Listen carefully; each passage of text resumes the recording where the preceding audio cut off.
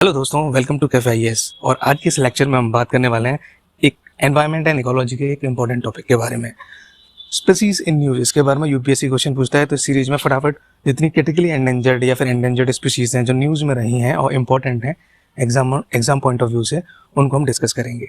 तो आज के इस स्पीसीज इन न्यूज़ के लेक्चर में we'll talk about the Namdapha flying squirrel. ठीक है, तो इसके बारे में डिटेल शुरू करते हैं। Let's begin. इसके लिए देखिए, सबसे पहले हम देख लेते हैं इसका साइंटिफिक नेम क्या है। और नामदापा फ्लाइंग स्क्विरल को साइंटिफिक नेम की अगर हम बात करें तो इंडियन साइंटिस्ट ने जिन्होंने डिस्कवर किया था, उनकी टीम ने मिलके, तो उनके बेसिस पे उनका नाम रखा गया है इस स्पीसीज का। इसका नाम है विश्वामोई ऑप्टेरस विश्वासी। ठीक है, ये आप देख सकते हैं स्क्रीन पे। और रिसेंटली यानी कि 2023 में ये अरुणाचल प्रदेश में फिर से स्पॉट की गई है, इसको देखा गया है। अब ये इंपॉर्टेंट क्यों हो जाती है डिस्कवरी? देखिए, लास्ट टाइम जब इसको रिकॉर्ड किया गया था वो 1981 में लास्ट बार देखा गया था, यानी कि 42 ईयर्स के बाद 2023 में इसको वापस देखा गया है। इसलिए ये स्पीसीज इंपॉर्टेंट हो जाती है, क्योंकि इसको एक्सटिंक्ट एक तरह से मान लिया गया था, लेकिन फिर से स्पॉट हुई है। तो इसका मतलब ऐसे स्पीसीज अभी भी, ये वाली स्पीसीज अभी भी उन फॉरेस्ट में है, तो क्रिटिकली एंडेंजर्ड है, इनकी पॉपुलेशन बहुत कम है। अब now it was recorded in 1981, जैसे मैंने कहा था, वो भी नामदापा टाइगर रिजर्व में ये देखी गई थी। तो पहले हम देख लेते हैं कि ये स्पीसीज हैं जो नामदापा फ्लाइंग स्क्विरल है, वो उसका डिस्ट्रीब्यूशन कहाँ कहाँ होता है।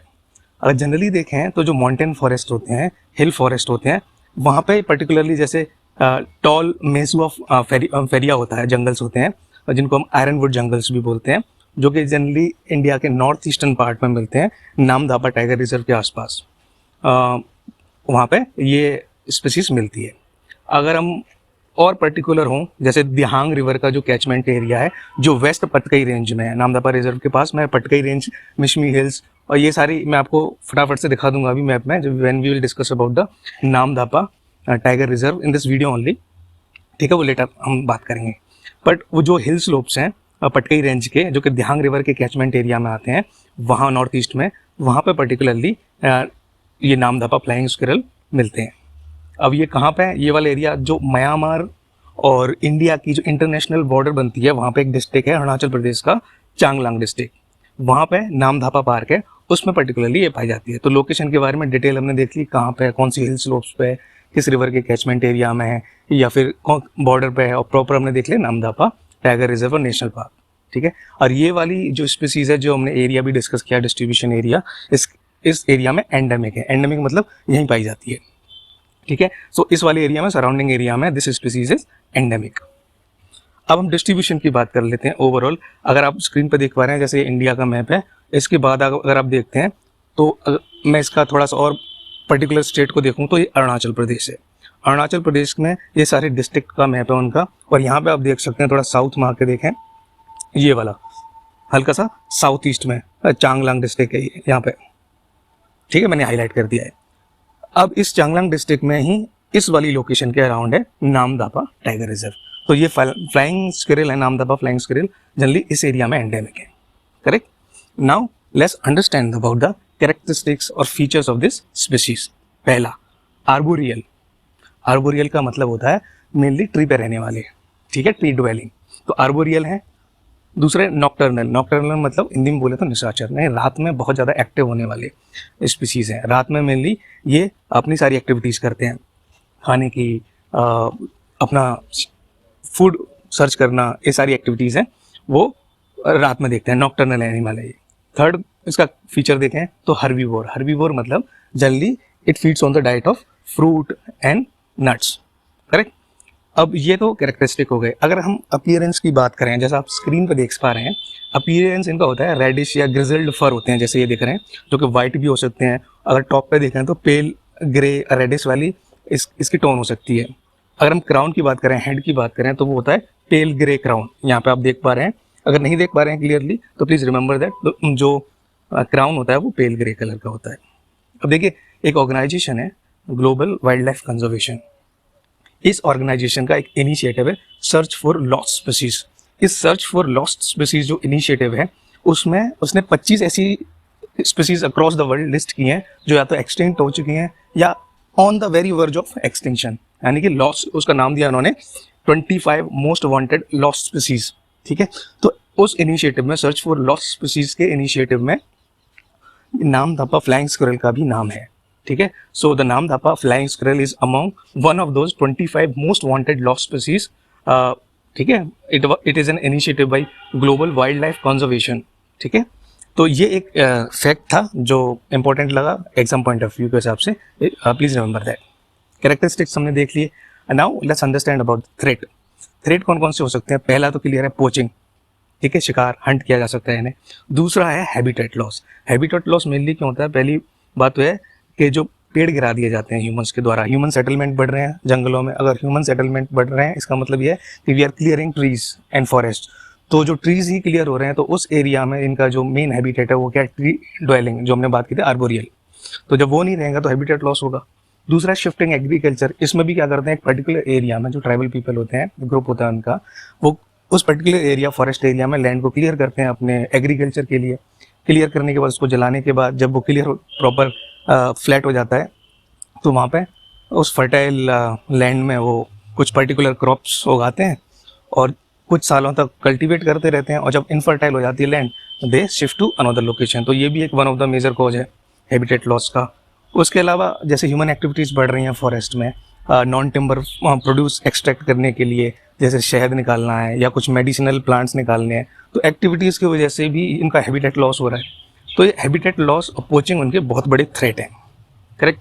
अब ये फोटो क्रेडिट के लिए मैंने लिंक दे दिया है, जो अभी आपने फोटो देखे थे नामदापा फ्लाइंग स्क्विरल के, मुझे मैंने यहाँ से लिया है विकीमीडिया से। Now let's talk about the main thing, protection status क्या है इनका। IUCN की जो रेड लिस्ट है उसमें इनको कहा गया है critically endangered, please remember that. और इंडिया का एक एक्ट है वाइल्ड लाइफ प्रोटेक्शन एक्ट 1972, उसके शेड्यूल 1 में ये आती हैं, और इस एक्ट को अमेंड किया गया था 2022 में। तो जो wildlife protection act amendment act है उसके now is they are listed in schedule 2, correct. अब IUCN रेड लिस्ट को समझ लेते हैं। देखो IUCN रेड लिस्ट क्या होती है, एक ग्लोबल रिसोर्स है जो क्या करता है, एक लिस्ट है, वो एसेस करता है कि किसी एनिमल के, फंगी के, प्लांट स्पीसीज के एक्सटिंक्शन होने का रिस्क कितना है, उसको असेस करती है IUCN रेड लिस्ट, ठीक है। और 9 कैटेगरी में एक्सटेंड होती है ये पूरी रेड लिस्ट, यानी कि पहली है कि कुछ ऐसी कैटेगरी हैं जो अभी तक इवेल्युएट नहीं हुए, वो है नॉट इवेल्युएटेड। फिर उसके बाद है क्रिटिकली एंडेंजर्ड, वल्नरेबल स्पीसीज, ठीक है, इनको थ्रेटन्ड स्पीसीज माना जाता है। फिर लीस्ट कंसर्न स्पीसीज आती हैं, ठीक है। तो इस तरह से 9 कैटेगरीज में होते हैं। अब briefly let's talk about the wildlife protection amendment act 2022। अब एक्ट का क्लियर पर्पस क्या है? It seeks to increase the species protection under the law and implement CITES, correct.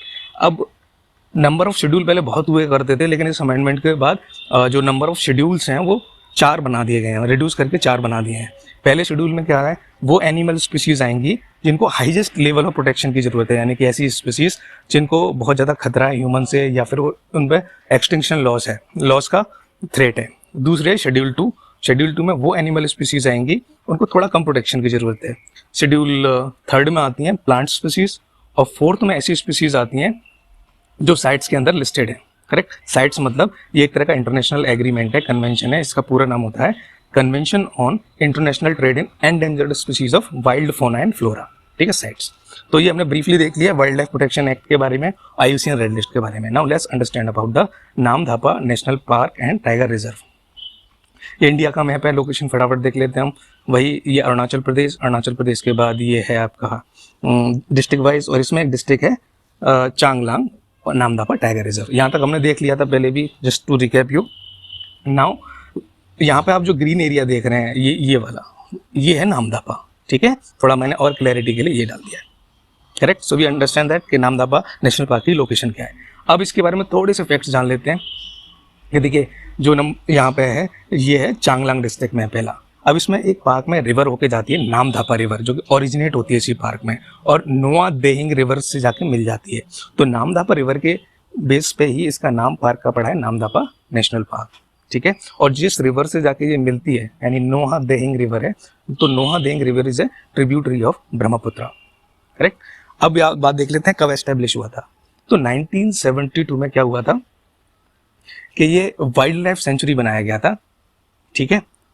उसके बाद 1972 के बाद उसके 10-11 साल बाद it was established as a national park. और उसी साल क्या हुआ था, इसको टाइगर रिजर्व भी डिक्लेयर कर दिया गया था। अब ईस्टर्न हिमालयाज की हम बात करें, यहाँ पे देखिए आप इस मैप में देखिए वापस, ये वाला ईस्टर्न पार्ट है, ईस्टर्न हिमालय वाले पार्ट हैं ये। तो ईस्टर्न हिमालय में ये बायोडाइवर्सिटी हॉटस्पॉट है, ठीक है।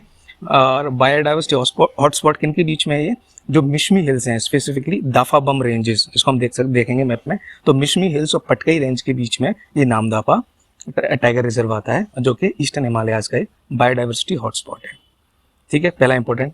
दूसरा इसमें क्या है, it is the only park in the world to have the 4 feline species. Feline species का मतलब क्या होता है, जो बिग कैट स्पीसीज होती हैं उनको हम फेलाइन स्पीसीज कहते हैं। जैसे कि एग्जांपल से आप समझें, टाइगर, लियोपार्ड, ठीक है। तो जो बिग कैट की जो फेलाइन स्पीसीज है, इकलौता ऐसा पार्क है वर्ल्ड का जिसमें 4 ऐसी स्पीसीज मिलती हैं। कौन कौन सी स्पीसीज मिलती हैं, tiger, leopard, snow leopard and clouded leopard, ठीक है। तो 3 तो लियोपार्ड हो गए कैटेगरीज में, एक टाइगर हो गया, करेक्ट। अब एक और इंटरेस्टिंग फैक्ट है, इंपॉर्टेंट फैक्ट है कि इंडिया का ये 4th लार्जेस्ट नेशनल पार्क है अगर एरिया को हम कंसीडर करें तो। और बाकी 3 कौन से हैं जो इससे बड़े हैं एरिया के हिसाब से नेशनल पार्क, पहला है आपका हेमिश नेशनल पार्क जो कि लद्दाख में है, दूसरा है डेजर्ट नेशनल पार्क जो राजस्थान में है, और तीसरा है गंगोत्री नेशनल पार्क जो उत्तराखंड में। तो ये 3 नेशनल पार्क हैं, वो नामदफा नेशनल पार्क से बड़े हैं एरिया में, और Namdapha national park is the 4th largest national park by area, correct. अब यहाँ पे ये देखिए, थोड़ा लोकेशन देखिए, यहाँ पे आप देख पा रहे हैं, this is the Namdapha, Arunachal Pradesh में है ये, Namdapha national park and tiger reserve. और यहाँ पे अगर हम देखें थोड़ा सा इधर की साइड, ये है पटकई रेंज, पटकई हिल्स, और ये वाले हैं मिशमी हिल्स, और इसमें भी स्पेसिफिकली दाफाबुम। तो दाफाबुम और पटकई रेंज के बीच में आता है आपका Namdapha park and tiger reserve, ठीक है। तो बस आज के लिए इतना ही, 2 इंपॉर्टेंट हमने टाइगर रिजर्व पार्क भी कवर कर लिया और साथ में एक स्पीसी भी कवर कर ली। तो आज के लिए बस इतना ही, मिलते हैं अगले लेक्चर में, तब तक आप प्रैक्टिस करते रहिए, स्वस्थ रहिए, और KFIS में समय देने के लिए धन्यवाद।